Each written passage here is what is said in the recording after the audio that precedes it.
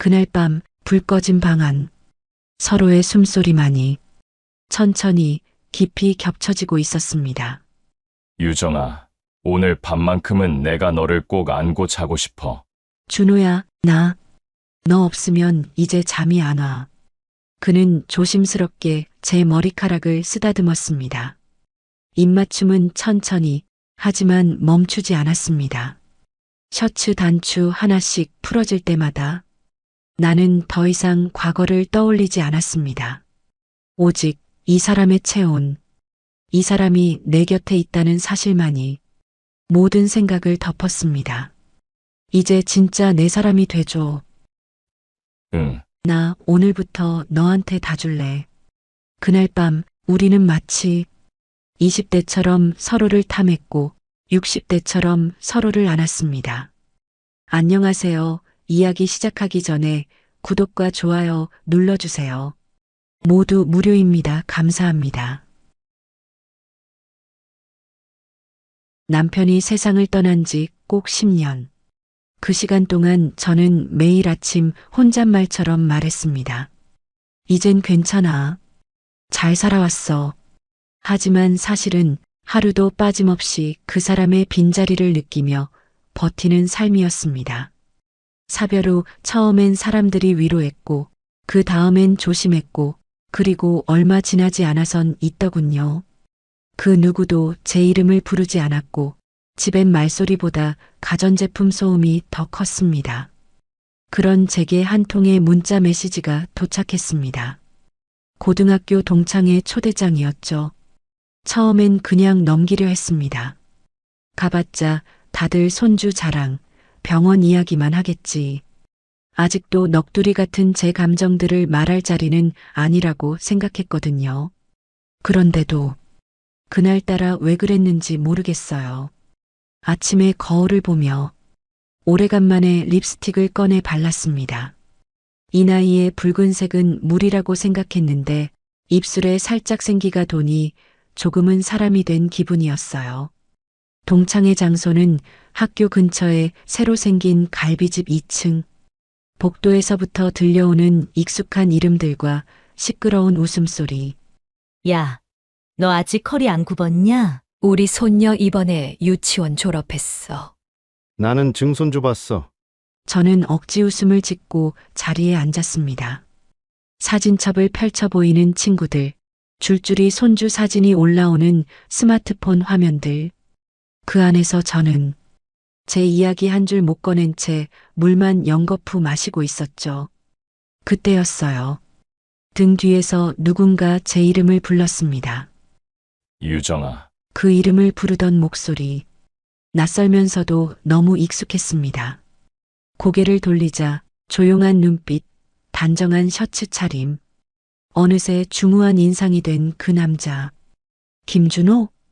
그는 고개를 끄덕이며 웃었습니다. 너 여전히 그대로다. 웃기지도 않은 소리인데 왜인지 모르게 가슴이 철렁 내려앉았습니다. 나 기억나. 고3 때 내 짝꿍이었잖아. 시험 끝나고 혼자 운동장 걸을 때 항상 내 뒷모습만 보였어. 저는 잠시 말을 잊었습니다. 김준호.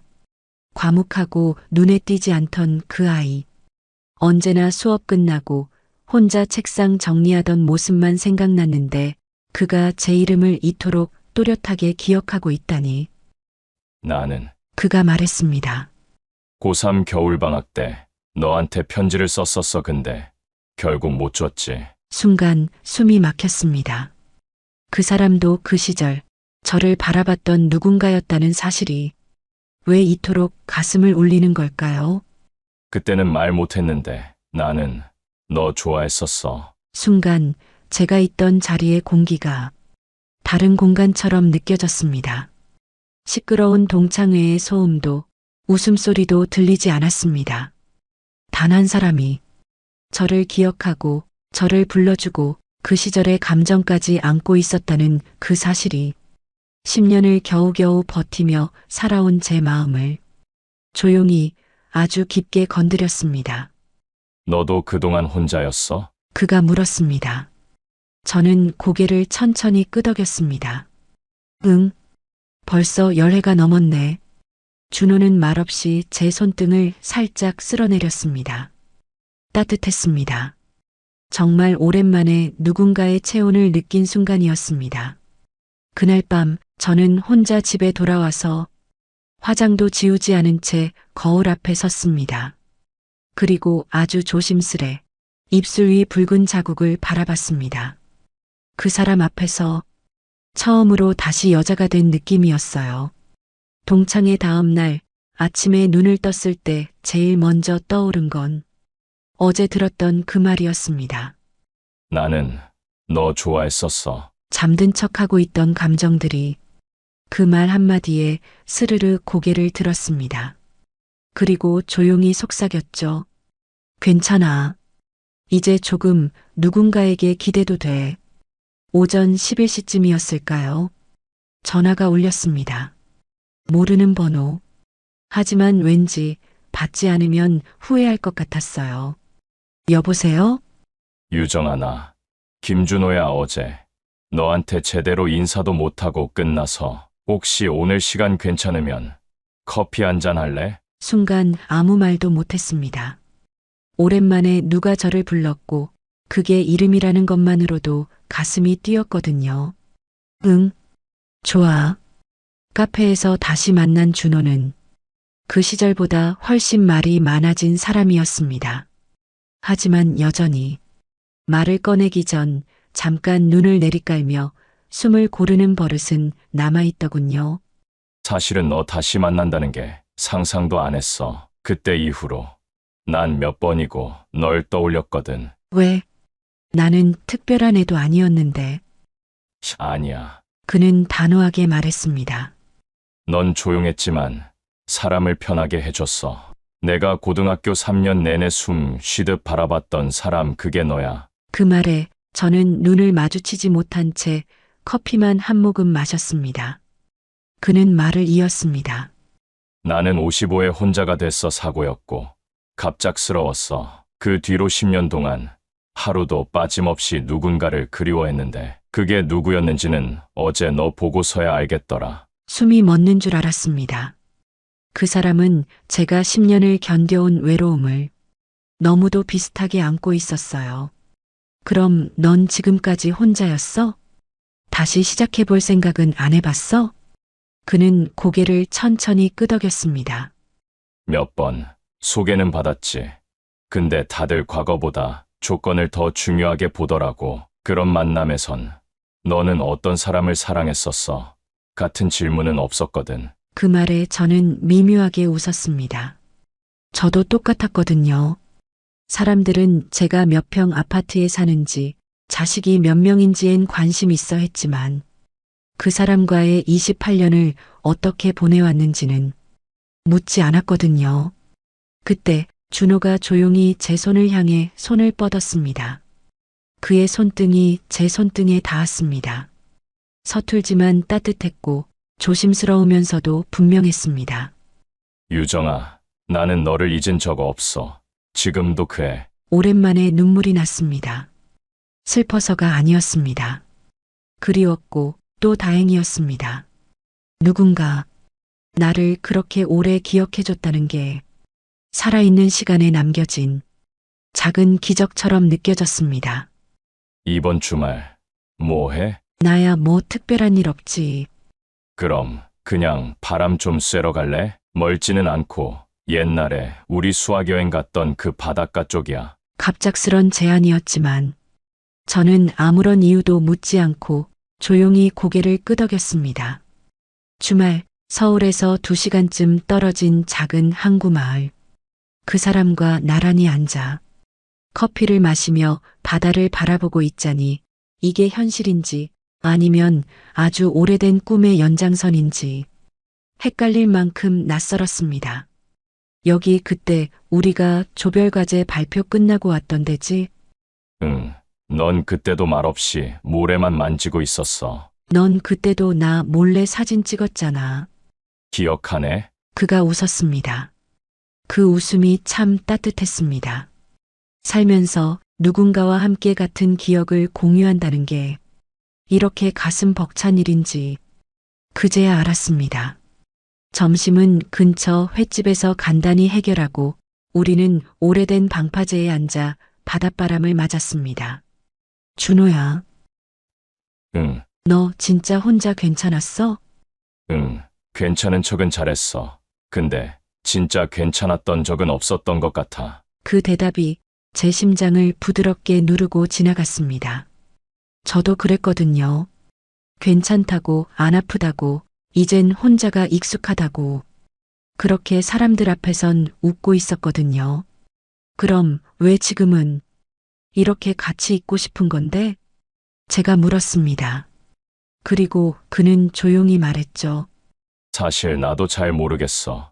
근데 내 옆에 있으니까 내가 다시 사람 같아. 그냥 숨만 쉬던 하루가 아니라 살아있는 느낌이 들어. 그리고 아주 천천히 제 손을 잡았습니다. 이번엔 어제처럼 조심스런 터치가 아니었습니다. 제 손을 다정하게, 하지만 단단하게 감싸주는 손길. 그 순간 어깨에 조용히 그의 머리가 닿았습니다.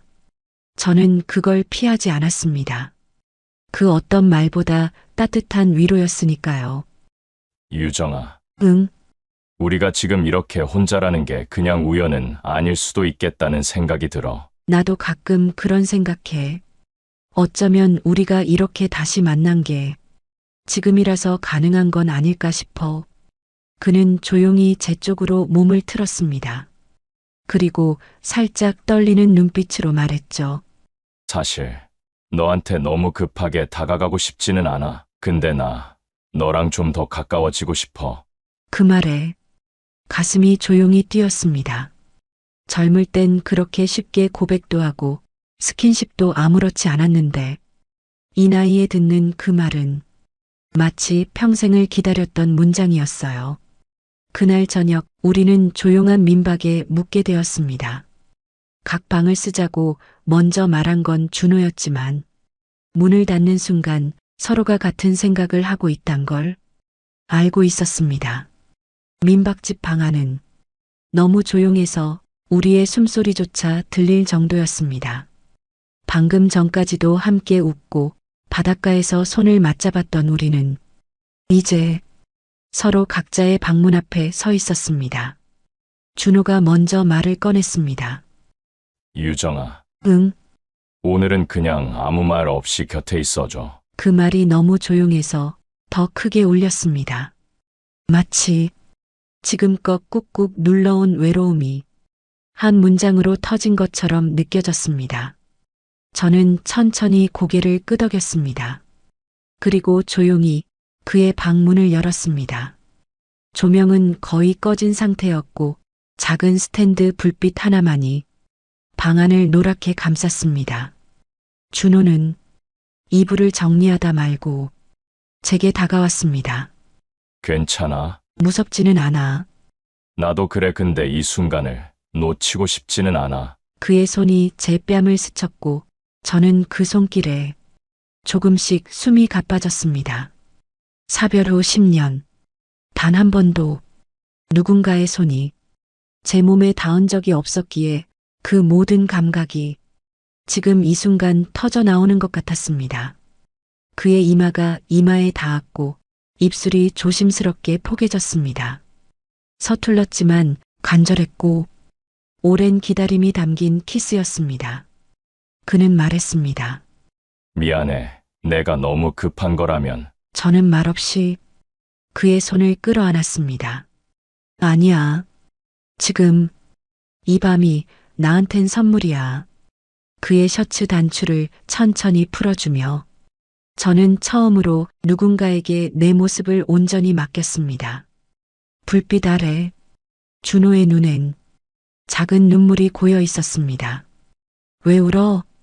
이 나이에 누군가와 이렇게 가까워진다는 게 거짓말 같아서. 그게 거짓이라면 나 거짓말이라도 믿을래? 이불 속에서 우리의 몸은 느리고 조심스럽고 하지만 뜨겁게 움직였습니다. 한 번의 숨, 한 번의 손짓, 그 안에 담긴 건 욕망이 아니라 외로움의 깊이, 그리고 오래된 그리움이었습니다. 그날 밤 우리는 잠들지 못했습니다. 수십 번 눈을 맞추고 수십 번 서로를 끌어안으며 조용히 말했습니다. 살아줘서 고마워. 잊지 말아줘. 지금 행복해. 아침 햇살이 스며들 때 우리는 이불 속에서 서로를 바라보았습니다. 창문 너머 갈매기 소리가 들렸고 준호는 제 손을 꼭 잡은 채 말했습니다. 유정아, 다음은 우리 둘만의 여행으로 가자. 그날 밤 이후 준호와 저는 하루에도 몇 번씩 안부를 주고받았습니다. 잘 잤어? 점심은 챙겨 먹었어? 오늘은 좀 서늘하니까 얇은 가디건 챙겨. 별것 아닌 대화들이 이상하게도 하루를 살아가게 해주는 힘이 되었습니다. 10년 전 남편을 보내고 혼자 사는 것에 익숙해졌다고 생각했는데 그건 익숙해진 게 아니라 그저 감정을 꾹꾹 눌러놓았던 거였나 봅니다. 이번 주 일요일 서울 근교에 국화 축제 한다더라. 같이 갈래? 준호의 말에 저는 반사적으로 고개를 끄덕였습니다. 좋지. 근데 말끝을 흐렸습니다. 왜? 사람들 눈. 그가 조용히 웃으며 말했습니다. 유정아, 이제 우리 나이에 누굴 만나든 누가 신경이나 쓰겠어. 그 말이 맞는 줄 알면서도 속은 여전히 편치 않았습니다. 마흔의 재혼은 축하지만 예순의 다시 사랑은 조심스러워야 한다는 세상의 시선 때문이었습니다. 일요일 국화가 만발한 공원. 준호는 체크무늬 셔츠에 베이지색 재킷을 입고 나타났습니다. 오랜만에 꽃길 걸으니까 기분 좋네. 응. 근데 너 너무 젊어 보이려는 거 아니야? 셔츠에 그 재킷 대학생 같아. 그럼 성공인의 너 앞에서 젊어 보이고 싶었거든. 그 말에 괜히 발끝이 간질거렸습니다. 그렇게 둘이 손을 맞잡고 꽃길을 걷고 있자니 사람들의 시선이 느껴졌습니다. 누구지? 아들인가? 아니야. 저건 그런 관계 같지는 않고. 그 말이 들리진 않아도 느껴졌습니다. 준호는 제 손을 더 세게 잡았습니다. 신경 쓰지 마, 우린 지금 살아있는 거야. 그 말에 울컥했습니다. 축제가 끝난 뒤 근처 찻집에 앉아 국화차를 마시며 말했습니다. 근데 준호야, 만약 우리 관계를 자식들이 알게 되면 어떨까? 그는 조용히 눈을 감았다가 말했습니다. 나도 그게 제일 고민이야. 우리 애는 나한테 누구 만나라는 말 한 번 안 했어. 그만큼 아직 엄마 생각이 깊은 애라. 나도 그래. 우리 딸은 내가 누구 만난다고 하면 그 나이에요? 하고 먼저 말할 것 같아. 그래도 그는 제 손을 덮으며 말했습니다. 그런 걸로 우리가 지금 이 마음을 포기하면 그게 더 슬픈 일 같아. 그날 저녁 집에 돌아온 후에도 그의 손길이, 눈빛이, 온기가 온종일 제 곁에 남아 있었습니다. 하지만 동시에 문득문득 불안도 함께 스며들었습니다. 이 관계가 오래 갈 수 있을까? 혹시 내 아이가 상처받지는 않을까? 준호는 정말 나를 끝까지 안 놓을 수 있을까? 그리고 그날 밤 한 통의 전화가 왔습니다. 엄마, 누구랑 계셨어요? 딸아이의 음성이었습니다. 아무렇지 않은 듯 들렸지만 그 안엔 묘한 긴장감이 서려 있었습니다. 산책 좀 했어. 혼자 아니셨죠? 말끝이 차가웠습니다. 그날 밤 딸아이의 전화를 끊고 혼자 앉아 창밖을 보았습니다. 가을비가 내리고 있었고 창에 부딪히는 빗소리가 이상하게 마음을 더 복잡하게 만들었습니다. 혼자 아니셨죠? 딸의 그 말이 귓가에 계속 맴돌았습니다. 그 아이는 알고 있었습니다. 제가 누군가와 함께 있다는 걸. 다음 날 아침 문자 한 통이 도착했습니다. 엄마, 오늘 저녁 시간 괜찮아? 저녁 같이 먹어요. 얘기 좀 하고 싶어요. 저는 그 문장을 몇 번이고 다시 읽었습니다. 얘기 좀 하고 싶어요. 그 말이 무섭게 느껴졌습니다. 약속 장소는 딸이 좋아하던 파스타집이었습니다. 오랜만에 만난 딸은 평소보다 훨씬 차분했고 그 차분함이 오히려 더 날카롭게 느껴졌습니다. 잘 지내셨어요? 뭐, 그럭저럭. 요즘 많이 바쁘신 것 같더라고요. 그 말에 저는 숟가락을 잠시 내려놓았습니다. 누구 만나세요? 직설적인 말, 딸은 돌려 말하지 않았습니다. 그냥 아는 사람이랑 가끔 만나고 있어. 딸은 고개를 끄덕였지만 눈빛은 변하지 않았습니다. 동창회에서 만났다는 분? 그래, 그럼 그분이 아빠 돌아가신 후 처음 만나는 사람이에요? 한동안 침묵이 흘렀습니다. 딸이 말했습니다. 엄마가 외로우셨다는 건 알아요. 근데 그렇게 갑자기 그 사람을 믿을 수 있어요? 준호는 나한텐 오래된 사람이야. 그냥 갑자기 나타난 게 아니라 그 시간 속에 함께 있었던 사람이야. 엄마 아빠 돌아가신 지 아직 10년밖에 안 됐어요. 아직 10년밖에.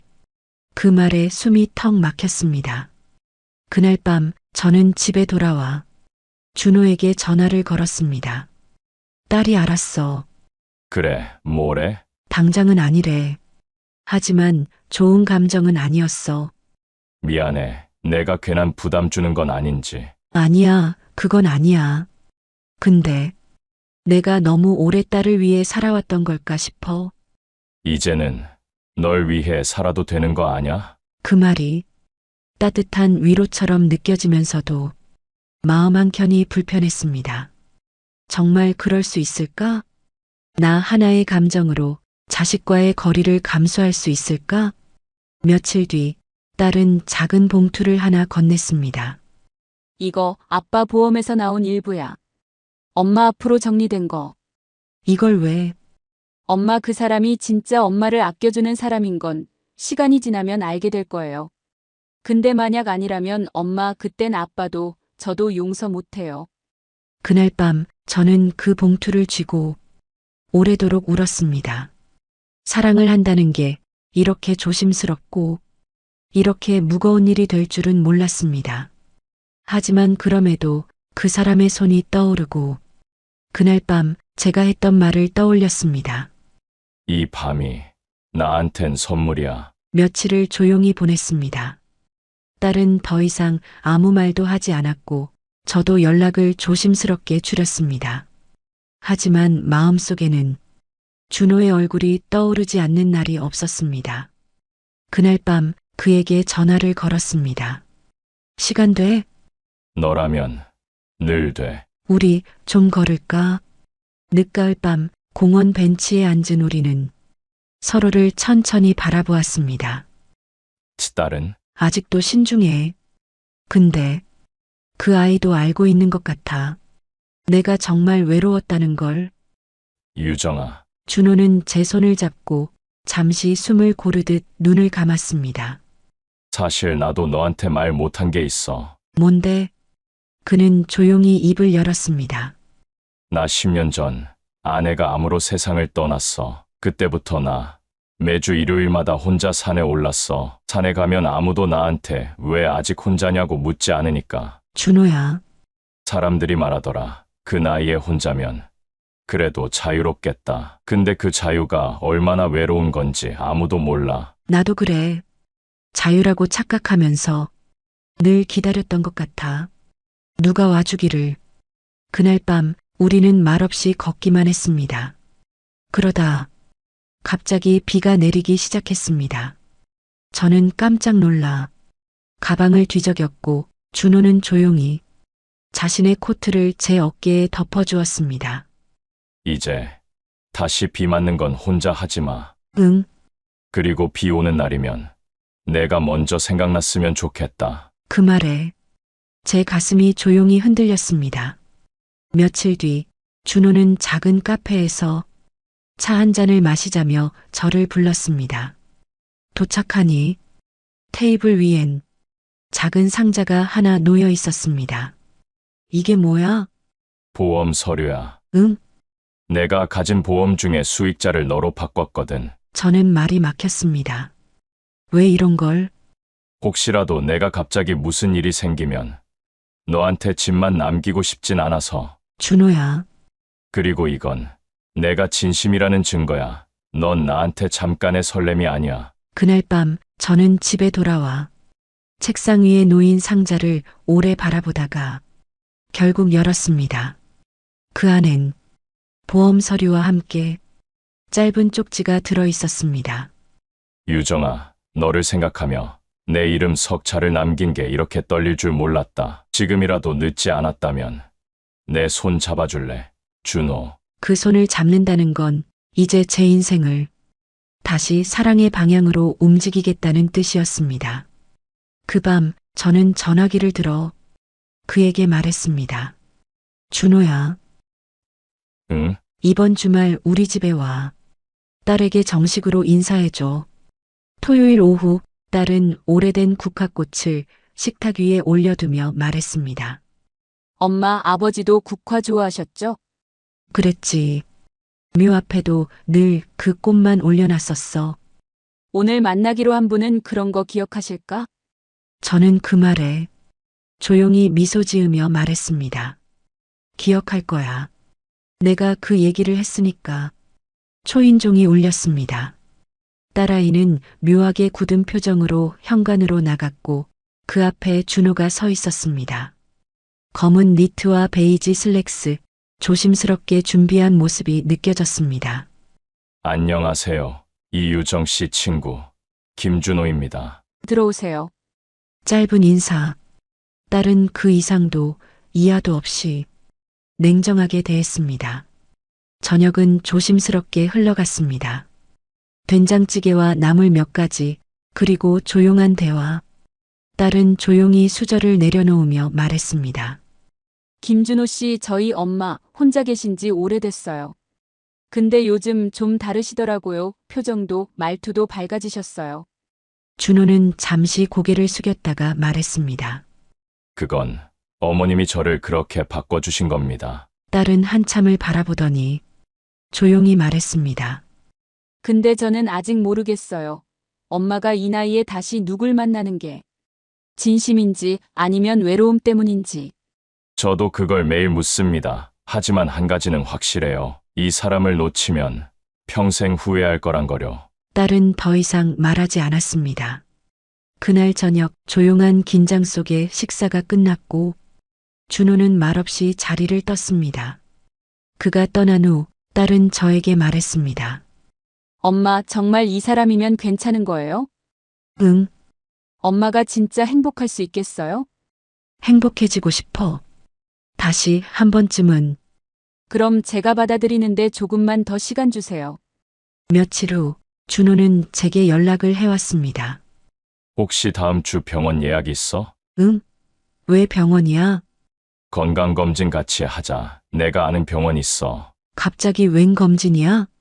혹시라도 몰라서 너랑 오래 함께 하려면 내 몸 상태도 정확히 알아야지. 그렇게 둘이 병원을 찾았고 간단한 문진과 검사들이 이어졌습니다. 의사는 말했습니다. 연령대 생각하면 건강한 편이십니다. 다만 조금 신경 써야 할 부분이 있어요. 네, 의사는 준호에게 조심스럽게 말을 건넸습니다. 심장 쪽에 약간의 부정맥이 있습니다. 지금은 큰 문제는 아니지만 추적 관찰은 계속하셔야 합니다. 병원을 나오는 길 저는 조용히 물었습니다. 너 알고 있었어? 조금은 가끔 가슴이 뛴다는 느낌은 있었는데 괜찮겠지 싶었지. 이런 걸 나한텐 왜 숨겼어? 숨긴 건 아니야. 그냥 내가 걱정할까봐. 이제부터는 나 없이 너 혼자 걱정하는 일 없게 해줘. 그는 제 손을 꼭 잡았습니다. 약속할게. 이제부턴 모든 걸 같이 할게. 그날 밤 침대에 누워서 생각했습니다. 내가 그 사람과 함께 한다는 건 설레는 일뿐 아니라 어쩌면 아플 수 있는 미래까지도 함께 감당하는 일이라는 걸. 하지만 그걸 알면서도 나는 그 손을 놓고 싶지 않았습니다. 며칠 후 준호는 제게 손편지를 내밀었습니다. 요즘 너한테 해주고 싶은 말이 많은데 입으로 하면 자꾸 떨려서. 저는 조심스럽게 편지를 펼쳤습니다.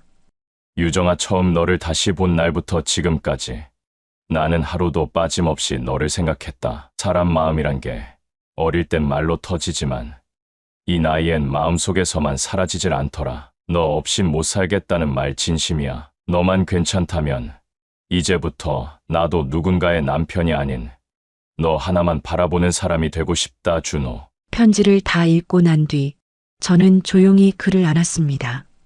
그날 밤 우리는 처음으로